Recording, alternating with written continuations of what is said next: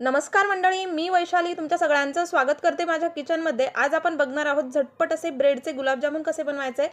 त्यासाठी इथं मी 10 bread slice घेतलेले आहेत। ब्रेडच्या कडा आपल्याला कट करून घ्यायच्या आहेत। ब्रेड अशा पद्धतीने कुस्करून यामध्ये लागेल असं दूध घालून आपल्याला याचं छान पीठ मळून घ्यायचं आहे। लक्षात ठेवा यामध्ये गुठळी राहता कामा नये। तर ब्रेड थोडासा मळून घेतलाय। आता यामध्ये आपल्याला अर्धी वाटी मिल्क पावडर घालायची आहे। बाजारात जे डेअरी व्हाइटनर मिळतं तेच वापरलेलं आहे।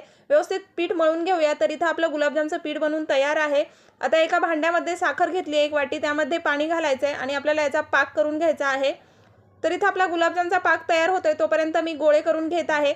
अशा पद्धतीने एकसारख्या आकाराचे सगळे गोळे बनवून घेतलेले आहेत। पाकही तयार झालेला आहे। लगेचच आता हे सगळे गुलाबजाम आपण फ्राय करून घेणार आहोत। तर अशा पद्धतीने गुलाबजाम फ्राय करताना ते आपल्याला मध्यम आचेवर आणि एकसारख्या रंगावर फ्राय करायचे आहेत। गुलाबजाम फ्राय करून झालेत। आता त्या लगेचच आपण पाकात घालून घेऊया।